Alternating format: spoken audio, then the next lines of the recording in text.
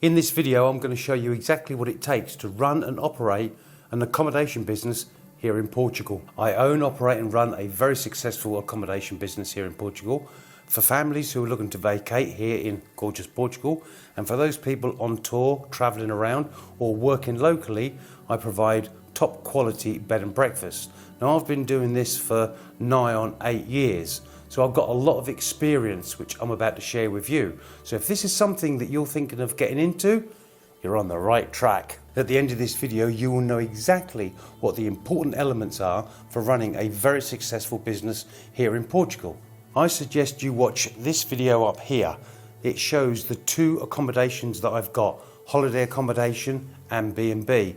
And then when you've watched that, come back and finish off here. Let's kick off with something that an awful lot of people seem to overlook, and that's that any business, whether it's accommodation or whatever, should always be evolving and growing and striving to find improvements. Now, there's always little areas for improvements. I've got them and I'll be sharing them with you later. And at the end of the day, that's what we do in our lives.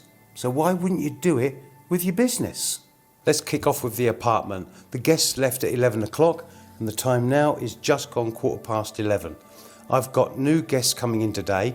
Check-in time is at 3 o'clock, but you can get guests arrive at 3, 7, 11, but you've got to have everything ready for check-in time, 3 o'clock.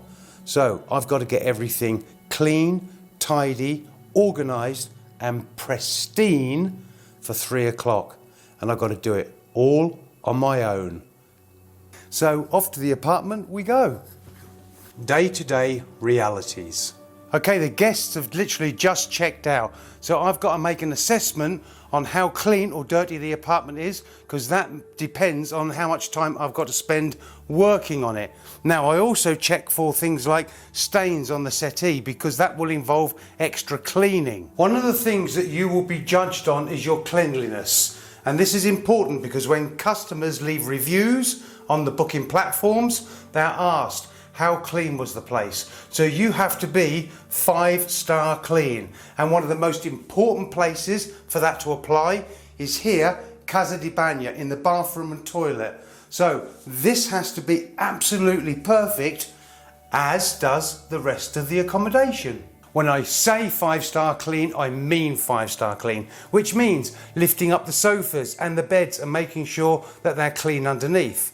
But equally, the kitchen has got to be 5-star clean. While you're cleaning it, you can be checking your pots and pans to make sure that nothing's missing or nothing's broken.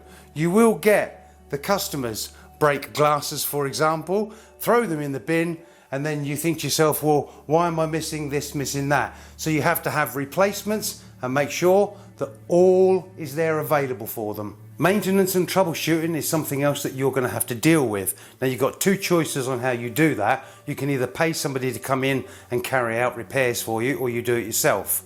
I do it myself because 1, I can get it done quicker, and 2, it costs less. But let me give you a real life example of what can happen. I went to Porto to visit some people. I'd got customers in the apartment. I get a phone call come through saying, we've got problems with the gas. It's constantly clicking. So when you put that down and turn it on, it clicks, tick, tick, tick, lights the gas. And it was constantly ticking. I don't know why, there was something faulty. So I had to come all the way back from Porto just to deal with that. You will get things like blocked sinks, blocked toilets, taps not working properly, something's broke on it, or you're going to get a shower hose that's split. All of those things have got to be dealt with. So what I do is make sure that I've got spares. Here I am in my workshop. I'm armed and dangerous and ready for anything that can go wrong. My experience has taught me that it's better to be prepared for the things that can go wrong rather than react to them. And what I mean by that is like the toilet flushing systems and taps and the hose pipes to the showers, shower heads, all of those things eventually give problems. So it's much better to be prepared and armed, ready to deal with them immediately than to react to them. That's my advice.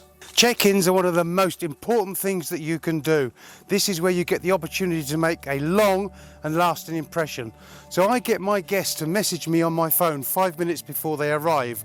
Then I am standing here at the gates ready to welcome them. And after that, I then show them where they've got to park. That's another important thing because they park in the property, not outside. So let's go and have a look.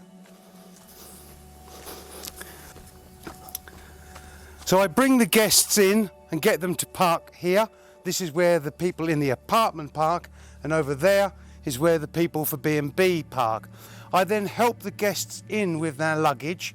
I then spend time with them explaining everything in the apartment. I bring them outside, explain everything about the pool, like for example how to take the cover of the pool off and on. Then I take them to the play park and explain everything there, and also into the forest. So I spend time with my guests, minimum half an hour.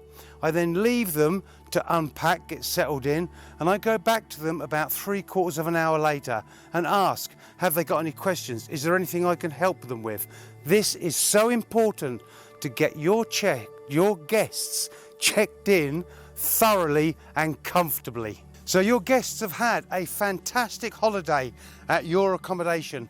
Now it's time for checkout. This is equally important in my opinion. So once the guests are in their vehicle, I open up the gates, I see them out, and I make sure that I stand there and wave goodbye to them until they're out of sight. This is me saying thank you. I much appreciate you having spent the time here at my accommodation. Legal requirements and bureaucracy. If you're going to let accommodation here in Portugal, you're going to need a license, and it's called local alojamento. You get that from the local council, the Camera. And much like the United States and the UK, those licenses are there for a very good reason. For example, the health and safety of people. When people enter into these properties, are they going to be safe? Registry with the Camera is dead easy. You fill out a questionnaire form, hand it in, and then if they okay it, which they inevitably do, you then get a list of requirements that you've got to meet. For example, you must have the fire exits clearly marked. You've got to have fire blankets, fire extinguishers, smoke alarms. If you've got a heating appliance in the property, you must have a carbon monoxide tester. And also on the outside windows, I had to put up these mosquito barriers. When you first get that license, there's every chance that the Camera is going to come round and inspect the property, and then thereafter they could come round periodically and do the same. Insurance. You have to have third-party insurance. You can actually get that through some of the booking platforms. However, listen to this one. About 3 years ago, I get a letter come through from the Portuguese government saying you have to have third-party insurance by said date. Okay, not a problem. Gets on the phone to the insurance company. Can I have an insurance policy, please, for my local alojamento? No, you can't. Why? Because we don't do one. There isn't one. There's no such policy. Oh, but we've got to have it. Sorry, can't help you. So the whole AL community were up in arms. Oh my God, we've got to have an insurance policy by said date, but nobody does it. Anyway, it all got sorted out. But that's the fun side of the bureaucracy here in Portugal. Somebody thinks about it in the government, but they don't check it out. It's entertaining. Cleaning the apartment. You don't need me to show you how to clean. You already know how to do that. But here's a few ideas to help you impress the pants off your guests and hit that sweet 5-star spot. Get yourself something like this. All your cleaning equipment in it. Wherever I go, it goes, and I've got everything I need. Bloody marvellous. I don't run around with spray polish and a duster to get rid of dust. I've found a new way of doing it. These baby wipes, otherwise known as arse wipes. Bloody marvellous. Whip one out, wipe down, get all the dust off, stick it in your pocket, get on with the next bit. They collect the dust up like you can't imagine. It's the little things that matter, attention to detail. So your mirrors need to be absolutely gleaming, and also your brightware needs to be bright. Get some bleach in here, toothbrush, and give it a scrub. That gets rid of all the black mould so it looks gleaming white. Check every corner. Look at that lollipop stick down there. And make sure you've got a tickle stick so you can get rid of all them cobwebs. That's an important one. I've just finished cleaning this apartment. So from stripping the beds to getting it absolutely 5-star perfect takes me on average about an hour and a half. And if you turned up here right now, you would be mighty impressed with it. Costs versus earnings. Okay, let's take my apartment. To set that up initially cost me a small fortune. I'd got to fit out an apartment, just like you were moving into an apartment yourself. Totally empty, you've got to buy everything. That's a big initial outlay. But there's a saying, isn't there? Buy cheap, buy twice. So my advice, and what I did, was buy top quality. And I've still got it all, and it's really in good condition and lasting. Okay, so having spent a small fortune in setting up your accommodation initially, let's talk about running costs. Well, I have never actually worked out what my running costs are, but I can honestly say through experience that they're quite low. What are we talking about here? We're talking about chemicals for the pool. The gas and the electric rise a little bit, but your council tax doesn't change. And then on top of that, you've got your normal maintenance costs. So you might get a toilet valve go wrong. I mean, what are they? Something like perhaps 10, 12, 14 euros. A tap might go wrong, but they don't break that often. So running costs are actually quite low. Okay, having spent a small fortune setting up your accommodation, you now need to fill it full of people.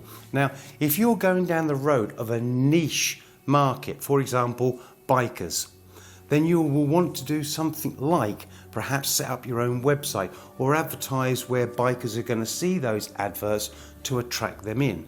But if we're talking about ordinary holidaymakers and B&B, the booking platforms are the place to go. Now, how does all that work? Let's take booking.com for example, because that's who I'm with. You don't pay them any initial setup fees or anything like that. But once a booking comes through, for example 100 euros, they will take 15 euros from that. And that's how that works. High season versus low season. Believe you me, when it comes to high season, you will be running around like a blue-ass fly. I don't get a chance to go paramotoring. That's what I love doing. I haven't got a hope in hell's chance of doing that. But the upside of it is I meet an awful lot of people and I really enjoy making them really happy. So you've got yourself your local allogamento, your accommodation. Is it enough to live off, or is it just a side hustle, bit of side income? Shh. Trust me when I tell you, you're going to make a small fortune. Where you host matters. Seasonal work versus non-seasonal work. This is really important because it depends on the type of local allogamento that you want to run, the type of accommodation you want to operate.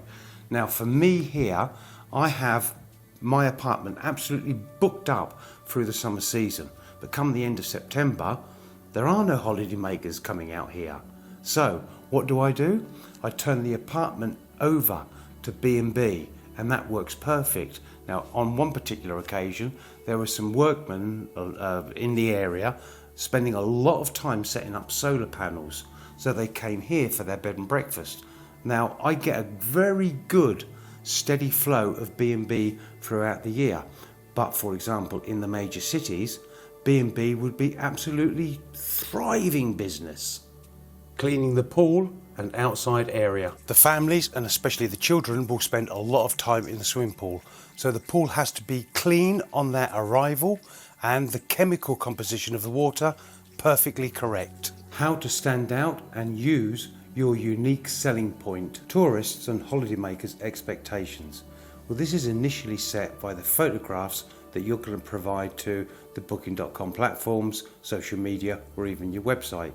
Those photographs have obviously got to be of top quality, and they must truly reflect the accommodation that you're offering. Now, what I've had in the past a lot is that when people turn up, they say, "Wow, Mac, your place is way better than what the photographs are." Well, that's absolutely brilliant. I mean, that's just raised their expectations. The expectations of those holidaymakers must be met or exceeded. You need USPs, unique selling points. These are going to be really important to help you stand out and be better than the rest on all the booking platforms. So what unique selling points have I got? Well, the apartment, the space around the apartment, the gardens, the pool and the pool area are all exclusive and private to those people who have booked up for a holiday. That is unique and it's quite rare, and that really does win me a lot of customers. Another unique point is my play park. It's got lots of facilities for young children to thoroughly enjoy, as well as the parents.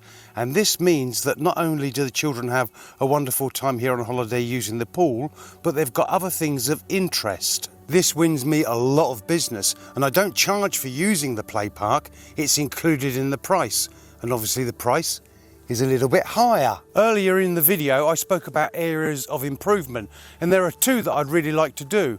So behind me I would like to put a wall of hay bales, and then there could be archery. That'd be fantastic for families to have fun with. I've got 2 electric quad bikes for children 5 and under. But wouldn't it be awesome if I could get bigger quad bikes? And then the area behind me in my forest, which I really don't use, that could be for the older children to tear around having fun. They'd love it, and so would I. So there are 2 areas that I could improve upon. Wouldn't cost a fortune, but it would really add significantly to my unique selling point. What I wish I knew before starting. Summer season, high season, when that kicks in, whoa man, it goes like the clappers. I'm talking guest after guest after guest. And I had no idea it was going to be like that. It really did hit me between the eyes. The other thing that surprised me was, at the beginning, in my first year, I was all fingers and thumbs and tripping over myself. You know what I mean. But it wasn't long before I found a rhythm. Efficiency came into it, and I had a nice, gentle flow. So in the beginning, I was like tripping over myself immensely. But now, it's a walk in the park. It really is a lovely breeze of a job. Guest behaviour. 99.9% of people are like me and you. Just normal, want to have a wonderful time. However, you are going to meet the odd dickhead. Now, how do you deal with that? Right. On the booking platforms, they encourage you to put up your house rules. Those house rules are there to be obeyed, and they have to be, because when the people book up, they agree to those house rules. So for example, if somebody's playing music at 2 in the morning, then those house rules are there to fall back on. And believe it or not, the booking platforms will very much support you. So there are a few tips and ideas to help you host like a pro. Got any questions? Anything you want to know? Leave it in the comments below, and I'll see you in the next one.